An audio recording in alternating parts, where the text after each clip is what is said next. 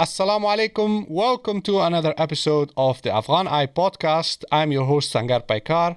In this episode, we will discuss the ongoing tensions in the tribal areas in Pakistan. There has been a recent military operation announced that has caused some casualties. Joining us today is esteemed journalist Haq Nawaz Khan, who has been reporting on security, conflict, and geopolitics in South Asia for the Washington Post, The Guardian, the Toronto Star, and various other international outlets. Haq Nawaz Khan Sahib, Assalamu alaikum, and welcome to the Afghan Eye. Wa alaikum assalam, and it's a pleasure to me that I am on your show, Mr. Paykhar. It's also quite an honor for me to have an esteemed and senior journalist like yourself with us, because I think the current situation, the volatile situation in tribal areas, requires context from someone who actually has knowledge about the area and the people. So my first question for you would be to explain this new military operation that has been announced, and what is the exact nature of this operation, what is this operation trying to achieve, and what is currently being reported from the areas that are being affected. Thank you so much. I think the military operation that was announced and suddenly launched yesterday on Tuesday morning, when the local administration in district Bajaur, which is close to the bordering area with the Durand line across the Kunar, eastern Afghanistan province. So there is an area, one of the areas that is called Mamund. Mamund is having like some 15 to 16 villages where the local administration imposed curfew. And the people were unaware of this decision because there was no announced schedule before. So the people were like inside their home, and the military started targeting the hideouts or the suspected places where they think the militants were having their places over there, and they were attacking in Bajaur. Bajaur is a very strategic place, and this operation was named after Sarbakaf. Sarbakaf military operation, and the curfew that was enforced, that was announced yesterday, that was for 3 days. So today is the second day, a relatively calm and cool that I will discuss and share with you. Why? Because thousands of people came out to the streets. And until now, we are talking. So I was just taking some updates from the ground, the people who were there. So what is the situation over there? There were some negotiations between the protesters, which were, as I told you, from all over the Bajaur district. The people, they were gathered, the political parties locally, the former members of the parliament, they were leading this, and they were carrying white flag for peace, black for protest against the military operation, and also having the holy book Quran with them. And they say, we are urging and pleading both the military, the security forces, and also the militants to stop this fight, because the civilian population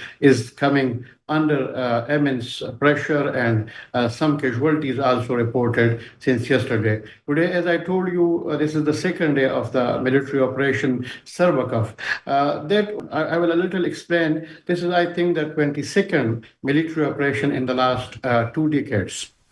We have already, with the different names, 21 military operations in the tribal region, which is now part of the northwest Khyber Pakhtunkhwa near the Durand line. So this time, there is a difference. In before, there was some warning to the local people, or deadline, that you should leave the area within 2 days, 3 days, and then we will launch the military operation. So the whole district, Bajaur, have been witnessing such operations in the past. The whole population evacuated, and they fled their areas for their safety with their families. So this time, they call it a targeted operation. A little difference in that context. That this is a targeted operations, but the militants, the TTP people, the contacts, the sources we are talking, they say that the military is taking shelter behind. They are using the civilian population as a human shield. On the other hand, the security forces and the military, the government, they are also accusing the militants that they are attacking the security forces, and whenever we counter them or we chase them, then they take shelters and disappear when the civilian population. So this is till now, I think, as I told you from this morning, thousands of people are on the street in a square which is called Umare Chowk, which is leading from Bajaur connecting towards that Mamund area. And Mamund area, if I little recall, I think that was in the beginning in 2006. There were two attacks. One was supposedly and allegedly, they said that there was a house was attacked in search of. That was the Americans, I think. No one was at that time aware of the drone technology. So the people were saying guided missile targeted a Hujra, where I think more than 13 people. And the people say that Ayman al-Zawahiri, the Al Qaeda, defunct Al Qaeda chief or deputy chief at that time, he was like seen in that area. So this whole area of Mamun is known for. Then there was another follow-up attack on one of the religious madrasa, where a huge number of students were killed. And that was the beginning of, the uprising of, and there was no TTP at that time. So the people say that these were the Bajaur, and especially later on the Islamabad Lal Mosque or Red Mosque. These were the two major factors that combined and united all the militants in that area. So coming back to my point, the people who are protesting, so they say in the Mahmoud area, there were casualties, and I think some young kids, young children, they were also attacked, and there were no ambulances, emergency services allowed to the people. The people were confined under like house arrest. So some casualties which were hit by the mortars by the either side, they are blaming each other. But that make a little the people angry, and they came out to the streets from the morning and till now. They are on the streets, and they say there is some sort of, I think, relaxation in the curfew and the operation. As I told you, the yesterday was a huge and a bad day, worst day for the people of the Bajaur. But today was a little because the people came out, and now they say that we will tomorrow, if they agreed and reached some sort of an agreement with the military over this so-called Sarbakaf military operation, then they will lead a march towards the what they claim the suspected sites or hideouts near the border of Afghanistan. So this is the whole thing. I think the all political parties, the local tribal people, the students, elders, everyone is on the road, and they have been supporting this because the people, as we have seen the footages, and you might also have seen some of the videos circulating on the social media, as in there are very difficulties to reach out to the people on the ground, some restrictions on the internet, mobile signal. So the videos we have seen and that we confirmed later on, so the women we have seen, the elder people, children, they were going by foot, and they were traveling towards some safer places. When the people in the area protest and come out in the streets and call on the military to lift the restrictions on them, or basically avoid any kind of action that may result into casualties, do the militants also abide by the demands of the people, or is it just the military that is listening to what the people say? I think whatever the problem is that the people are sandwiched between the military and between the militants. This is an issue for the whole, especially for the civilian people I'm talking. But yeah, apparently and publicly when they are talking, the militants, and they are in their statements and their interviews, so they say that we are avoiding any public casualties. We do not want to interact or to attack the civilians, the schools and the madrasas and the markets.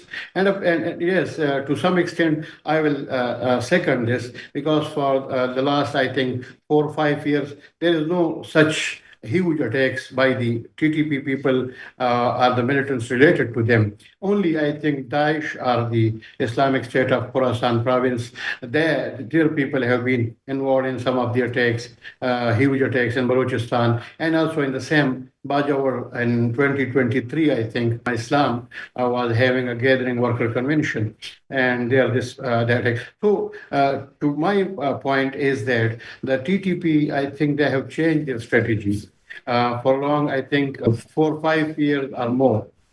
So they're saying, and they're following the what the Afghan Taliban have done in the last, to have their shadow government, to avoid any casualties or any attacks in the civilian population. And if there is by chance, or if there is happened even, so they are not accepting the responsibility for that, not sharing anything. So yeah, locally, if in the last they have seen the issue is that if they are having the problems with the local community, then this will be an issue for them to survive, because they will go to Afghanistan. In Afghanistan, we have some strained relations over this subject.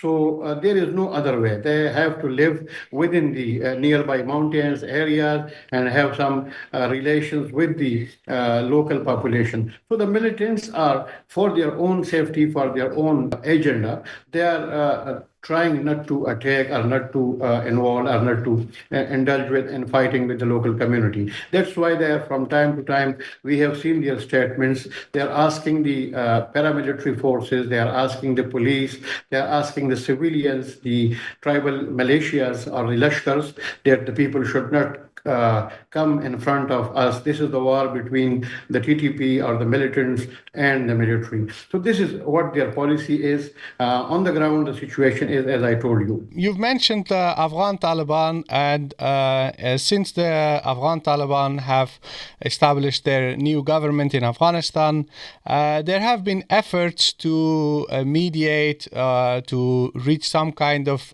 resolution in Pakistan between TTP and the Pakistani authorities.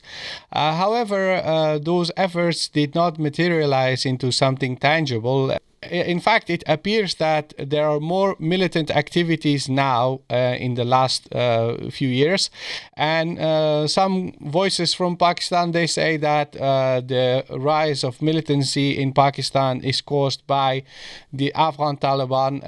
They say that the Afghan Taliban support TTP, and they are basically trying to destabilize Pakistan. How would you assess this kind of accusations and shifting of blame? Or however would you like to characterize this?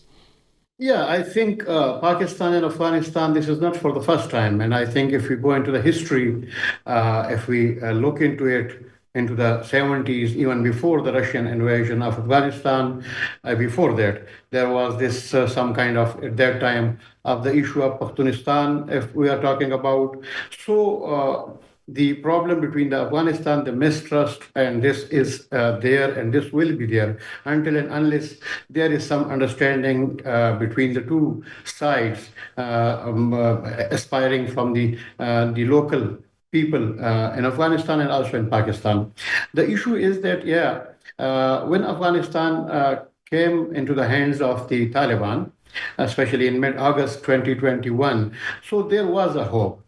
But whenever I will mention, and I mention it more whenever I get a chance to talk. Samuel Haq, the late Maulana Samuel Haq, once I was interviewing him, I think back in 2017, and that was 4 years before the Taliban took over Afghanistan.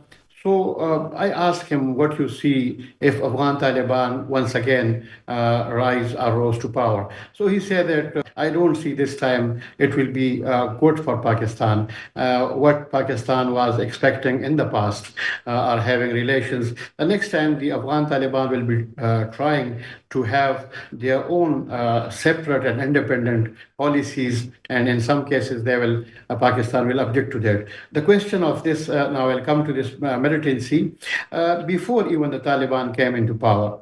2020, I think, or before that. But when the talks between the Americans and the Afghan Taliban started, at that time the regrouping, there were the TTP was divided, or we can say disintegrated into many subgroups, militant groups like Jamaat al-Ihrar, and Jamaat al-Ihrar was further into Hizb al-Ihrar, Lashkar-e-Islam in Khyber, that was Mangal Bagh at that time, was working separately out of the TTP. But the Hafiz Gul Bahadur, which was once called as a pro-military or pro-Pakistan good Talib in North Waziristan, and also some other people. But now, if you see, these people are the more threatening. So there was this regrouping of the TTP, different facts, but small and large, if the exact number is not shown or known. But yeah, more than I think 50 small groups or caravans, they are now part of the TTP.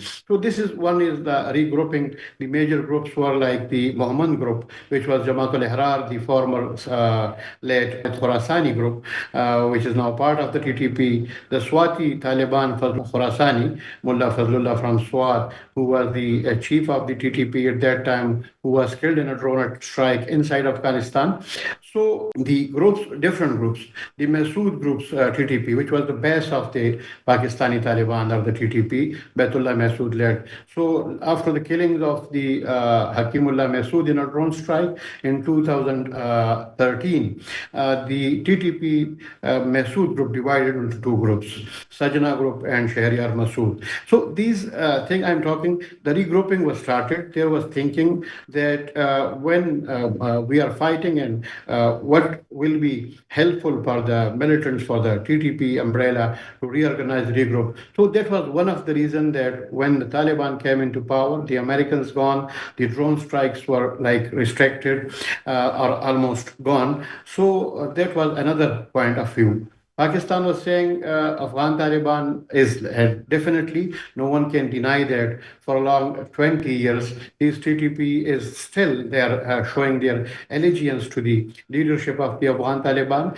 So spiritually, politically, we can say they are having some relations and some reports. If we cannot deny that the Umar Khalid Khorasani killings inside Afghanistan, the talks which were mediated and started by the Afghan Taliban, I think, with the Pakistani authorities in 2021. I think that was in September, just a month later when the Taliban take over. So they mediated, and there was almost 10 months ceasefire between Pakistani authorities and the Pakistani government and the TTP. That was another point the people are forgetting, or maybe whenever I was coming to the shows and different programs or writing about it, expressing my views. So I was telling that whenever there are talks, the militants are taking the time and they are regrouping themselves. They are sending their people to the different sleeper cells. And once the talks successful, then that's okay. If the talks collapse, then we have seen a follow-up which is very much destructive. So this was also the case. One thing that Afghan Taliban rose to the power, so that gave some courage to the Pakistani Taliban and other militant groups. TTP is one major factor, but as I told you, there is now another group which is formed by the Lashkar-e-Islam from Khyber Agency, which was formerly by Mangal Bagh was the commander. Now I think his son Munib or something his name, Hafiz Gul Bahadur, and even the Al-Qaeda subcontinent. Some of their people are also now part of this. They have formed another group parallel to TTP, which is called, I think, Mujahideen Pakistan, IMP or something like that. So this is another group. Daesh is another factor. So these three, four things. One aspect, as I told you, yes, some sort of people, some families, they have fled to Afghanistan in 2014, including Hafiz Gul Bahadur from North Waziristan, when the Zarb-e-Azab military operation was launched. And their families in thousands, they are in Khost and Paktia, Paktika, these regions. And there were talks, even I think the Afghan Taliban have also last, I think, 2 years before, when Muttaqi was in Islam. Islamabad. So the issue, a Chinese model, you know about it, that the militants' threat to Pakistan, they should be resettled and relocated to areas far from the Pakistani bordering areas where Pakistan was showing concerns. Zabiullah Mujahid, I heard about it on this, talking about this issue. The issue, the people were saying that the Afghan Taliban were asking about some 7 billion Pakistani rupees. I don't know about that, but yes, when you are relocating people who have been living for years, or they are having their families settled down, their houses, their businesses, and you are relocating them to some other places, like in Ghazni, I think, with the support of United Arab Emirates, they have some kind of flats or colony for these people to be relocated. So far, that is still underway, not fully, because there were differences within the TTP, especially the northern side. I am talking about the Muhammad and Bajaur and Swat. They were not like ready to accept. Anyone some statements or communication which was leaked. The some of the Taliban commanders, TTP commanders, they wrote to their followers and to their soldiers or to their fighters that do not cooperate with the Islamic Emirate of Afghanistan until and unless we communicate to you what to do or what not to do. So this is the whole. I was talking to you, a complex situation. Karzai was here, so we were having the same problem. Afghanistan was complaining against Pakistan. Dr. Ashraf Ghani was there, so the same voices and the same concerns from the Afghanistan side, and Pakistan was denying that. On the other side, now the Taliban is in Afghanistan, having good relations with the Pakistani authorities and Pakistani people, because they have lived over here and they have families and everything in this region. So Pakistan was like expecting that when Taliban came into power, they take over the power. So that will be easy for us. Our western border, we will be relaxed. But the Afghan Taliban, as you are well aware of me, more than me, that about Afghanistan, that Afghan Taliban is having their own problems and challenges. Especially Daesh is there. If these people, there is action against the families of these people, which is the Afghan Taliban called them the Pakistani Muhajirin or Pakistani refugees. So there is an offshoot, which is Daesh, a major threat to the Afghan Taliban and inside Afghanistan. So that these people, if some of these people, like 1,000, 1,000 fighters, join them, so that will be a challenge both for Pakistan and Afghanistan. Another thing, within the Afghan Taliban, some of their people, they still have connections in Pakistan because they have lived in some areas in Mardan, Sawabi, and different parts.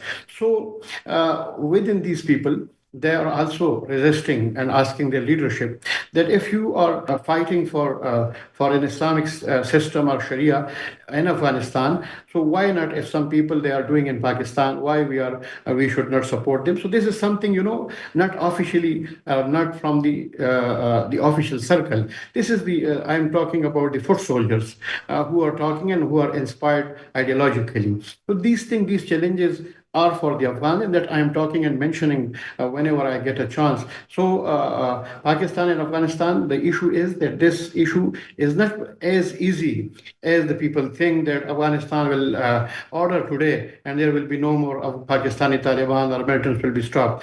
If that is possible, Pakistan have a barbed wire along the Durand line. I think 2,600 kilometers long border, and there is still the people are coming, and if there is an infiltration. So who is to be blamed for the failure of these infiltration inside Pakistan? Who should be blamed? Because the whole border area or the Durand line is under the control of the military with the latest equipment, drones, technology, surveillance, everything is there. So this is something very difficult thing, and there should be realization by both sides, Pakistan and Afghanistan. They should, number one, accept each other. Number second, they should realize their challenges and problems. Third, they should allow people-to-people context easily, that these things should go into the background. When the people are connected, my point is when the people are economically connected, humanly connected, socially connected, so many things, many issues. It will take time. It is not easy in a month or two or a year or so. But yes, if some sort of a project, a process is started, that will. But initially, we should talk, if the both states, they should also discuss the security issue, but they should also first look into the people context. People should facilitation for the trade, facilitation for the people, for the education, for all these things. So when the process is on way, finally these tricky issues, these complicated issues will be resolved automatically. Thank you. You mentioned efforts to resolve these matters, and you mentioned Afghan Foreign Minister Amir Khan Muttaqi. As we know, it has been confirmed that a delegation from Afghanistan led by Maulay Amir Khan Muttaqi is going to travel to Pakistan. And I think that one of the issues that is most likely on the agenda is TTP. Do you have any knowledge about this visit and what the context is and what they might discuss? Yeah, I think this month, which is the July month, the Pakistani Deputy Prime Minister, who is also the Foreign Minister, is Haq Dar. He visited for the second time in less than 2 months' time. I think this is 4 meetings between the Muttaqi and Ishaq Dar, 2 in Kabul and Beijing and some another forum on sidelines. So this interaction, which was once seen as both the countries, their forces were eyeball to eyeball, and there were almost, mistrust between the both sides. But this recent connection between the two context between the two sides for efforts, I recall in December 23, I think, when there was December 24, when the Pakistani Special Envoy, Pakistan Special Envoy Ambassador Muhammad Sadiq, he was in Kabul and he was for on a 3-day visit. And at the same time, there was airstrikes allegedly, which was said not confirmed by Pakistani authorities, but yes, it was said that Pakistan has targeted some of the hideouts in Paktika, Barmal areas, I think, in Afghanistan. So the tension was too much. There was a rise in the tension at that time. But then after that, the efforts were there. The diplomatic channels, political channels were not stopped. And finally, now they are talking issues on the table. So Amir Khan Muttaqi, I think so far the exact scheduled dates, they are not announced formally either from Pakistan Foreign Office or from the Ministry of Foreign Affairs of Afghanistan, though yesterday I was trying to confirm the dates. But what the reports are coming, so this most likely on Sunday night or the Monday morning, Amir Khan Muttaqi will be in Islamabad for a 3-day visit, and he will be discussing 4 items on the agenda. One is the trade issues, which is already between economic and trade related issues, the visa issues, relaxation issue, and security is one of the issues on the agenda. And there are also reports. There's some delegations from the security side from Afghanistan. A delegation is already in Islamabad. And if you recall, when Ishaq Dar met with the acting Prime Minister of Afghanistan, the Mullah Hassan Akhund, so at that time there was an agreement that Pakistan should send their interior minister to discuss this issue with the interior minister of Afghanistan. So Mohsin Naqvi, who is the interior minister of Pakistan, he visited Kabul and he met with the Sirajuddin Haqqani, the acting interior minister, and some other officials over there to discuss exclusively this issue. So Muttaqi visit is broadly the diplomatic relations, but under that they have also this arrangement of security to security level, like border management issues. This meeting has been taking place after months, more than 1.5 years. Muttaqi visit itself is is important and significant, which is, I think, last was in February 2023, and this is now the second since then. So this resumption of talks, TTP issue is there, and as I told you, I think there is some understanding now in Islamabad, though still the people are talking about the pro-military people or the in the media, or I can say the so-called analysts, they are talking about that Pakistan should draw a line to Afghan Taliban. But there is realization on part of Pakistani government that this is not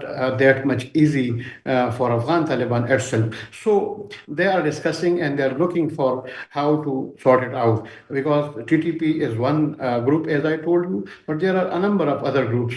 There is Daesh is also active. The Baloch for Pakistan is also in the Balochistan area, and there were also reports that they are also having support from Afghanistan. So these things are there. The issue is very much complicated, and it needs resolution. But how could be and what would be the agreed roadmap for both the countries to take it forward and resolve the issue? Maybe it will take time, not that much easy. Thank you. Since the establishment of the new government in Afghanistan, as you've described earlier, in the beginning, there were hopes that a Taliban government in Afghanistan would be very beneficial for Pakistan because of their long-term relations with one another, because many Afghan Taliban leaders have actually lived in Pakistan. So because of that, the expectation was that the relation between two nations will improve. Yet now we are almost 4 years after the establishment of the Emirate in Afghanistan,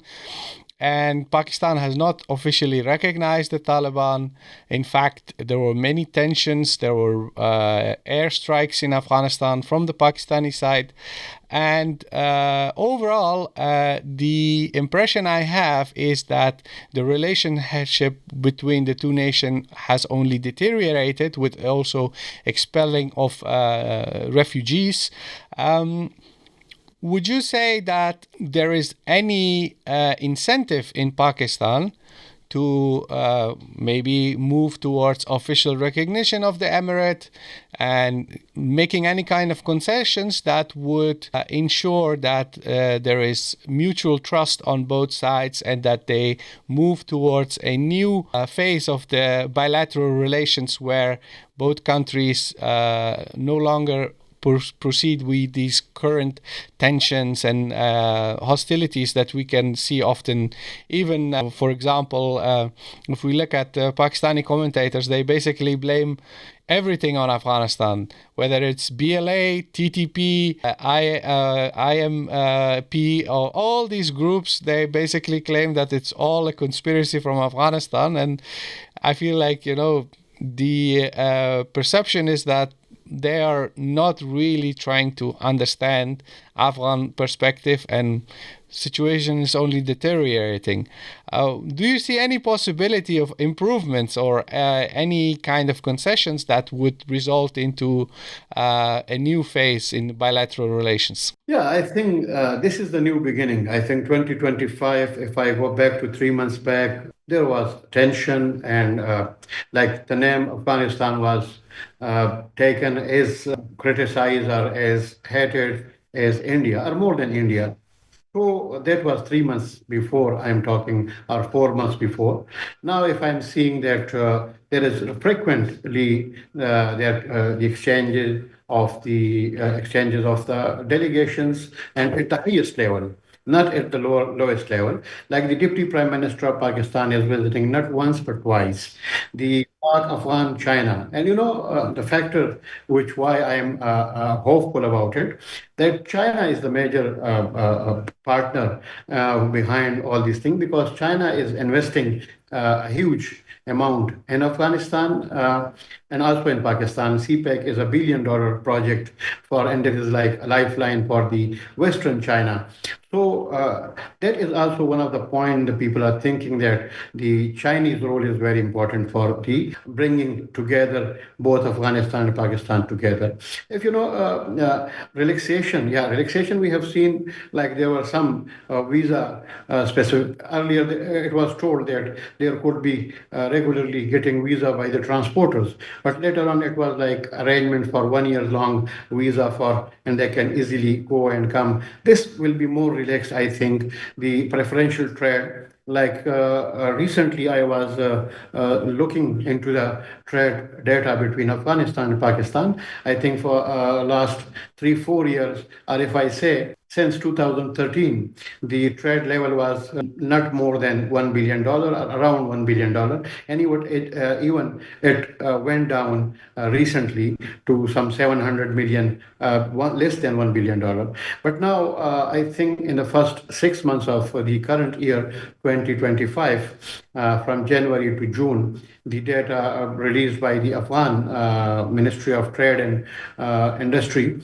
So they say that I think more than $1 billion in just one, or close to $1 billion in just 6 months. So if the relations improved and things are more relaxed, the Pakistan and Afghanistan, both sides, give concessions in the trade to each other. So this can cross the $2 billion, and ultimately the $6 billion target by both the sides, that we should take our trade. And it is possible because Pakistan is a land route and can provide a transit towards, as it has been doing, towards the sea, Karachi and Gwadar, and now towards India and also China. So this is one aspect, and the other one is for Pakistan, not only Afghanistan market, but the Central Asian market. Pakistan is also interested to export to the Central Asian market via Afghanistan.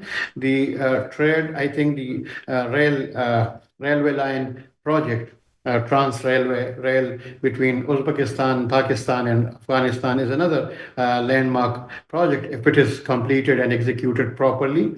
So Pakistan is also in need of the energy. So from Tajikistan, Turkmenistan, the TAPI is there, the pipeline is there, the all these things. So this is without, I think, they are the never. And you, as you heard, that you can change everything and anyone, but you cannot change your neighbor. So Afghanistan is our western neighbor. We have a long border, though we have many issues, but the issues can be resolved through dialogue, politics, diplomatic channels. And we are also having an eastern border. We have challenges, and I think since Pakistan's came into being for the last 77 years, tension with India. Recently, you have seen in May, there were a full-fledged war between the two states. So I think Pakistan should look towards the east, Afghanistan, Iran, and also Central Asia. And if that is possible, they should give relaxation to each other. Pakistan should relax its visa policy. Currently, you are aware of it, and I'm also aware of my friends in Afghanistan, and they are complaining about the difficulties in getting Pakistani visa. They are attending marriages, weddings inside Pakistan. Their relatives are here. They are coming for medical treatment. Students are there. So these things, the visa should be relaxed. The trade incentives, and if there is likely talks underway on the PTA, which is a preferential trade agreement, and that will finally go into a free trade agreement. So these are, there should be relaxation, and the odd issues are the unresolved resolved issues which are taking time. We should give them time and discuss it side by side, but what we have at hand, what we can do at hand. So instead of we are like once I think I'm recalling or reminding that in the past, the former president, I think he was talking about like the state actors and non-state actors. So the militants are like non-state actors. So there is a difference, and there should be a difference. If we go to the like some people, they think that Afghan Taliban. So I say Afghan Taliban as a movement, as a group, that was the past. Now Afghan Taliban means the government of Afghanistan. If someone recognize it or not, they have the issues internationally, but yes, they are controlling the government, they are running the day-to-day affairs. They are, I think, so you should differentiate between the state actors and non-state actors. The Afghan Taliban, whenever we are talking about especially this subject, the why Pakistan is complaining and alleging Afghanistan, so they say that we will do whatever we can, and we are not allowing, as we have agreed in the 2020 agreement in Doha, that we will not allow anyone to use our land. Still, there are problems. No one can deny that. But yes, their point is also valid that Pakistan is having much more organized, much more well-established army, intelligence, and police, and everything. So I think they should also do their own work inside their borders. If someone is crossing in, so the failure is from where he is coming, that is also a matter of concern. But the matter of concern is how he is making inroads into your border and inside your country, and the intelligence is unaware, the security forces or the border forces. So I think these issues need to be taken politically and look into sensitively, because as I told you, we cannot separate these two countries. We shared border, we shared lives, cultural and everything. So this is an opportunity now that they have re-established their bilateral, they're back on track, and they have re-established their ties. So this, I think, will improve. And if the sincerity is there, if the continuity is there, consistency is there. I think I agree with you that it's something that should come, like the goodwill needs to come from both sides, both authorities, whether it's the Afghan Taliban who are currently running the affairs of Afghanistan, they are the government in Afghanistan, and the government in Pakistan. The responsibility is up on them to do anything possible to bring stability and security in the region. You've mentioned major economic development projects, whether it's CPEC or the Trans-Afghan Railway. I think that one of the matters that is often forgotten is, as you said, you cannot choose your neighbors, but there is this aspect of interdependency. As sovereign nations, we are sovereign nations, but at the same time, there is a lot of interdependency. In this particular case, whether it's TTP or any other group, militancy, the security concerns are interdependent. Like any kind of insecurity in Momand or in Khaybar or in Waziristan or Orakzai, wherever, it will impact Afghanistan. So there is interdependency on that matter. There is also interdependency in management of water, interdependency in matters related to trade and commerce. And I hope that this new phase of relations between Afghanistan and Pakistan will be based on the understanding that both nations are in many ways interdependent with one another, and we work towards a situation where both nations can benefit from the outcome of any kind of dialogue. I was very happy to receive your confirmation. When you told me that you were willing to talk to me, I was very happy, because I feel like someone, a senior journalist with your experience and your knowledge, is very beneficial for our audience of the Afghan Eye to learn from you and your insights. So I would like to thank you very much for being my guest, and I hope to speak to you soon again, inshallah. If people want to reach out to you and stay in touch with you, learn about your work, how can they find you? How can they reach out to you? Yeah, about I think my email is there. I think on the Twitter I'm using very actively. You have my Twitter handle. Facebook I am using regularly. Or anything I think we will be in contact. And if you need anything, I am here. I will provide you that link or anything. So I'm almost, I think, round the clock. When someone asks me about that, whenever you are offline, I say I'm 25. by 24 hours online. So, sometimes some friends, they call me late night that I saw you online 3 o'clock in the morning. So I say I was sleeping, but my WhatsApp is on because I cannot off it. Anything can happen anytime. So you are most welcome, and you can share whatever you have, my contacts and everything. Great. Thank you very much. I hope to speak to you soon. Let's pray that the situation improves in the tribal areas and in Pakhtunkhwa, and that Afghanistan and Pakistan develop a constructive relation with one another, inshallah, and so that both nations can benefit from that. To our listeners, if you have any suggestions, any questions, please reach out, put a comment, or send us an email. Email address is info@afghaneye.net. If you like to support our work, please visit our Patreon page and our PayPal page.